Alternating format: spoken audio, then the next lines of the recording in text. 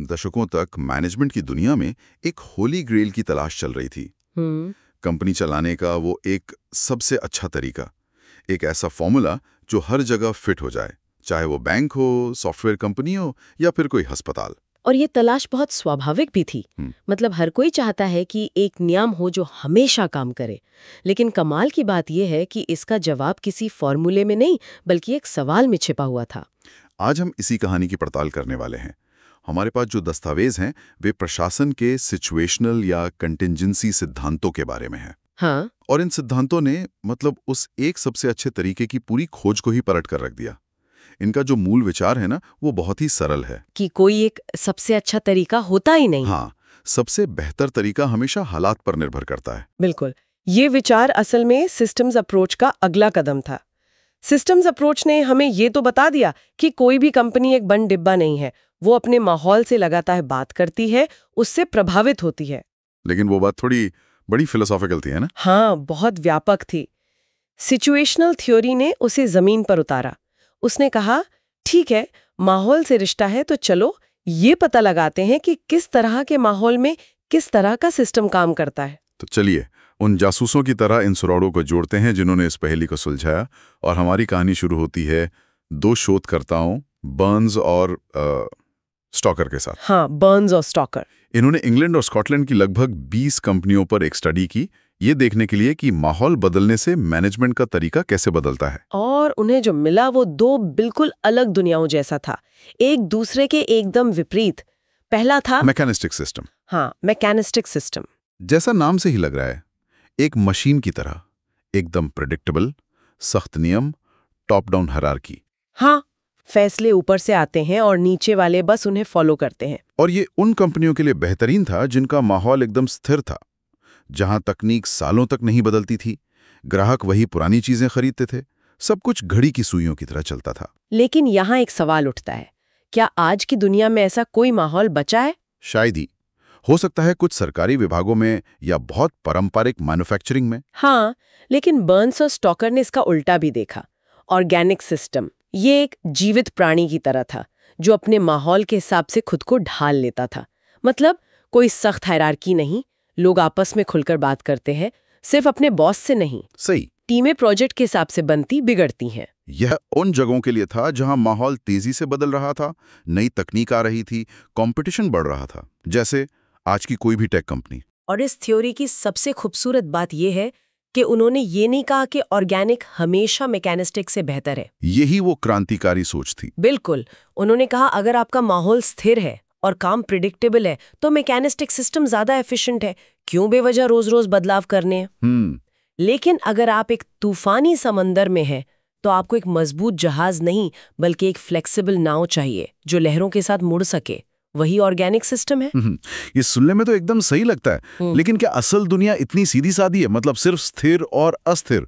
मुझे लगता है ज्यादातर कंपनियां इन दोनों के बीच में कहीं होती होंगी। हाँ, तो क्या किसी ने इस ग्रे एरिया पे भी काम किया? क्या सवाल पूछा है। और यही सवाल लॉरेंस और लॉश के दिमाग में भी आया था। उन्होंने इस विचार को और गहराई दी। अच्छा, उन्होंने 3 अलग अलग इंडस्ट्रीज को स्टडी किया। प्लास्टिक इंडस्ट्री, हाँ, जो बहुत तेजी से बदल रही थी, हाँ, कंटेनर इंडस्ट्री, जो बरसों से एकदम स्थिर थी, हाँ, और पैकेज्ड फूड इंडस्ट्री, जो इन दोनों के बीच में थी। हाँ, और उन्होंने इसे समझने के लिए 2 बड़े मजेदार कॉन्सेप्ट्स दिए, डिफरेंशिएशन और इंटीग्रेशन। ये सुनने में भारी लगते हैं पर है बहुत सरल। हाँ, इसे एक क्रिकेट टीम की तरह समझिए। डिफरेंशिएशन का मतलब है कि आपकी टीम में कितने स्पेशलिस्ट खिलाड़ी हैं। एक तेज गेंदबाज, एक स्पिनर, हाँ, एक ओपनिंग बैट्समैन। बिल्कुल। हर किसी का अपना एक खास काम है। कंपनी में ये सेल्स, मार्केटिंग, R&D जैसे अलग अलग डिपार्टमेंट होते हैं। जितना अस्थिर माहौल होगा, आपको उतनी ज्यादा स्पेशलिस्ट चाहिए होंगे। और इंटीग्रेशन का मतलब है कि ये सारे स्पेशलिस्ट्स मिलकर एक टीम की तरह कितना अच्छा खेलते हैं। क्या बैट्समैन और बॉलर के बीच में अच्छा तालमेल है? क्या कप्तान सबको साथ लेकर चल पा रहा है? हाँ, सिर्फ अच्छे खिलाड़ी होने से टीम नहीं जीतती, उनके बीच तालमेल भी चाहिए। कंपनी में इसका मतलब है कि सेल्स और मार्केटिंग डिपार्टमेंट आपस में कितनी बात करते हैं। एक मिनट, ये थोड़ा उलझाने वाला है। आप कह रही हैं कि जो कंपनी सबसे ज्यादा बटी हुई है, यानी जिसमें हाई डिफरेंशिएशन है, उसे ही सबसे ज्यादा जुड़े रहने यानी हाई इंटीग्रेशन की जरूरत होती है, ये तो विरोधाभासी लगता है। ये कैसे काम करता है? बिल्कुल, और यही उनका सबसे बड़ा निष्कर्ष था। जो प्लास्टिक इंडस्ट्री थी, जहां हर दिन कुछ नया हो रहा था, वहां सफल कंपनियों में बहुत सारे स्पेशलिस्ट डिपार्टमेंट थे। High differentiation. हाँ, लेकिन साथ ही उन्होंने इन सभी डिपार्टमेंट्स को जोड़े रखने के लिए बहुत मेहनत की थी, स्पेशल टीमें बनाकर, रेगुलर मीटिंग्स करके। यानी हाई इंटीग्रेशन। सही, क्योंकि जब बाहर तूफान हो तो जहाज के सभी हिस्सों को मिलकर काम करना पड़ता है। और जो स्थिर कंटेनर इंडस्ट्री थी, वहां सफल कंपनियों को इतनी तामझाम की जरूरत ही नहीं थी। उनके पास गिने चुने डिपार्टमेंट थे, मतलब लो डिफरेंशिएशन, और उन्हें जोड़ने के लिए ज्यादा मेहनत भी नहीं करनी पड़ती थी। लो इंटीग्रेशन। सब कुछ रूटीन पर चल रहा था। एकदम। तो एक बार फिर वही बात साबित हुई, अंदर का ढांचा बाहर के माहौल से मेल खाना चाहिए। वन साइज फिट्स ऑल वाला फॉर्मूला यहाँ भी फेल हो गया। ठीक है, तो बाहरी माहौल और उसके हिसाब से कंपनी का स्ट्रक्चर, ये तो समझ आ गया। लेकिन मेरा एक और सवाल है। पूछिए। क्या कंपनी के अंदर किए जाने वाले काम का कोई असर नहीं होता? मतलब एक सॉफ्टवेयर कंपनी और एक कार बनाने वाली फैक्ट्री, दोनों का बाजार बहुत अस्थिर हो सकता है, लेकिन उनके काम करने का तरीका तो एकदम अलग है। बहुत ही जरूरी सवाल है ये, और इसका जवाब हमें मिलता है जेम्स थॉमसन की किताब ऑर्गेनाइजेशन इन एक्शन में। अच्छा। उन्होंने कहा कि माहौल तो ठीक है, लेकिन आपके काम करने की टेक्नोलॉजी, यानी द प्रोसेस ऑफ वर्क, ये तय करती है कि आपका ढांचा कैसा होना चाहिए। उन्होंने 3 तरह की टेक्नोलॉजी बताई। पहली थी मीडिएटिंग टेक्नोलॉजी। इसका सबसे अच्छा उदाहरण एक बैंक है। बैंक हजारों जमाकर्ताओं को हजारों कर्ज लेने वालों से जोड़ता है। लेकिन आज की दुनिया में देखें तो उबर या स्विगी भी यही करते हैं। सही बात है। वे हजारों ड्राइवरों और रेस्टोरेंट्स को, जो स्वतंत्र रूप से काम कर रहे हैं, हजारों कस्टमर से जोड़ते हैं।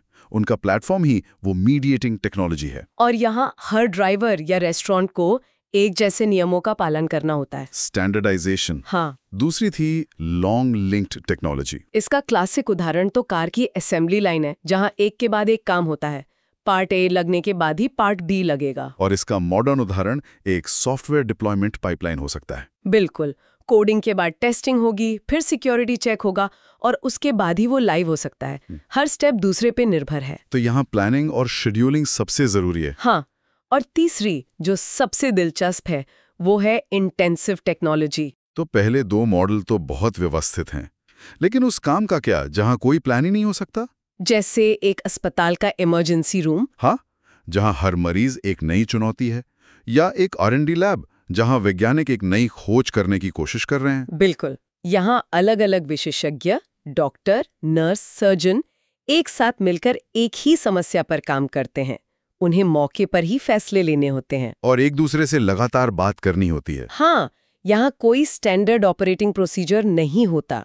और थॉमसन का निष्कर्ष इन तीनों के लिए एकदम साफ था। उन्होंने कहा कि मीडिएटिंग और लॉन्ग लिंक्ड टेक्नोलॉजी, यानी उबर या सॉफ्टवेयर पाइपलाइन जैसी जगहों के लिए एक centralised top down structure best काम करता है, जहां फैसले ऊपर से लिए जाएं और नियम सख्त हों। लेकिन इंटेंसिव टेक्नोलॉजी, यानी इमरजेंसी रूम या R&D लैब के लिए आपको एक डिसेंट्रलाइज्ड ढांचे की जरूरत होती है। आपको विशेषज्ञों को मौके पर ही फैसले लेने की आजादी देनी होगी। आप एक सर्जन को ये नहीं कह सकते कि ऑपरेशन के बीच में जाकर अपने बॉस से पूछ कर आओ कि कौन सी नस काटनी है।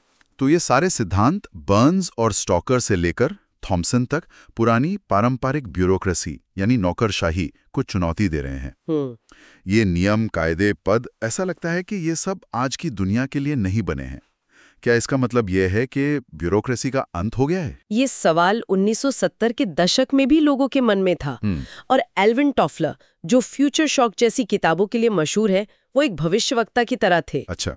उन्होंने कहा था कि भविष्य का माहौल अस्थायी होगा, चीजें बनेंगी और बिगड़ेंगी, और इस माहौल में ब्यूरोक्रेसी जो स्थिरता के लिए बनी है, वो एक डायनासोर की तरह है। बहुत बड़ी, बहुत धीमी। हाँ। तो उसका समाधान क्या था? टॉफलर ने एक नया शब्द दिया, एडहोक्रेसी। एडहोक्रेसी। एडहोक्रेसी यह एक फ्लेक्सिबल टेम्पररी सिस्टम है। किसी खास काम के लिए अलग अलग एक्सपर्ट लोग एक साथ आते हैं, प्रोजेक्ट पूरा करते हैं और टीम भंग हो जाती है। उदाहरण है, डायरेक्टर, एक्टर, राइटर सब एक प्रोजेक्ट के लिए साथ आते हैं, फिल्म बनाते हैं और फिर अपने अपने रास्ते चले जाते हैं। ये मुझे किसी भी स्टार्टअप की याद दिलाता है। कोई तय बॉस नहीं, कोई तय डिपार्टमेंट नहीं, बस एक मिशन है और सब मिलकर उसे पूरा करने में लगे हैं। हाँ, और वॉरेन बेनिस भी इसी बात से सहमत थे। उन्होंने तो साफ साफ कह दिया था कि ब्यूरोक्रेसी आज की दुनिया के लिए अपर्याप्त है। उनका तर्क क्या था? उनका तर्क बहुत दिलचस्प था। उन्होंने कहा कि पहले के जमाने में माहौल स्थिर था और कर्मचारी भी कम पढ़े लिखे और कम महत्वाकांक्षी थे। उन्हें बस एक सुरक्षित नौकरी चाहिए थी। तब ब्यूरोक्रेसी काम करती थी। हाँ, लेकिन आज का माहौल कॉम्पिटिटिव है और कर्मचारी स्किल्ड, एजुकेटेड और एम्बिशियस हैं। वे सिर्फ आदेश नहीं मानना चाहते, वे अपना योगदान देना चाहते हैं, फैसलों में शामिल होना चाहते हैं। सही बात है। इसलिए बेनस ने कहा कि कंपनियों को जिंदा रहने के लिए ऑर्गेनिक अडेप्टिव ढांचे अपनाने ही होंगे। उन्हें ऐसे सिस्टम बनाने होंगे जो न सिर्फ माहौल के हिसाब से बदलें, बल्कि अपने कर्मचारियों की प्रतिभा का भी पूरा इस्तेमाल करें। तो अगर हम इन सभी सिद्धांतों के सफर को एक साथ देखें तो एक पूरी कहानी बनती है। ये मैनेजमेंट की सोच के विकास की कहानी है। हाँ, पहले परंपरागत सिद्धांत आए कि जिन्होंने सिर्फ एफिशिएंसी पर ध्यान दिया और इंसानों को मशीन का पुर्जा समझा। फिर ह्यूमन रिलेशंस वालों ने कहा कि नहीं, इंसान की भावनाएं भी मायने रखती हैं। लेकिन वे कंपनी के स्ट्रक्चर और बाहरी माहौल को भूल गए। फिर सिस्टम्स अप्रोच आया, जिसने बड़ी बड़ी बातें की लेकिन मैनेजर को कोई ठोस रास्ता नहीं दिखाया। और आखिर में ये सिचुएशनल या कंटिंजेंसी अप्रोच आया, जिसने इन सभी को एक साथ मिला दिया। इसने कहा कि स्ट्रक्चर भी जरूरी है, इंसान भी जरूरी हैं। और इन दोनों को बाहरी माहौल के साथ तालमेल बिठाना सबसे ज्यादा जरूरी है। ये अब तक का सबसे संतुलित और व्यावहारिक दृष्टिकोण लगता है। हाँ, बिल्कुल। तो असल में इन सभी सिद्धांतों का सबसे बड़ा निचोड़ ये नहीं है कि कौन सा मॉडल बेहतर है, बल्कि ये है कि एक मैनेजर का काम नियम बनाने वाले से बदलकर माहौल को पढ़ने वाले का हो गया है। वाह। The real job is not to build the perfect machine, but to know whether you need a machine, a living organism, or something in between. बहुत खूब कहा। मतलब मैनेजर एक आर्किटेक्ट नहीं, बल्कि एक डॉक्टर है। वो हर मरीज यानी हर स्थिति को देखकर उसकी बीमारी के हिसाब से सही दवा यानी सही स्ट्रक्चर देता है। और कोई एक दवा हर बीमारी का इलाज नहीं कर सकती। बिल्कुल नहीं। तो हमने देखा कि कंपनी चलाने का सबसे अच्छा तरीका पूरी तरह से स्थिति पर निर्भर करता है। एक स्थिर फैक्ट्री से लेकर एक अस्त-व्यस्त R&D लैब तक हर जगह अलग नियम लागू होते हैं। ये सही फिट खोजने के बारे में है। अपनी कंपनी के अंदरूनी ढांचे का बाहरी दुनिया की हकीकत के साथ सही तालमेल बिठाना। यहाँ एक विचार है जिस पर आगे सोचा जा सकता है। जिन विचारकों की हमने बात की, वे सभी बड़ी-बड़ी कंपनियों और इंडस्ट्रीज को देख रहे थे।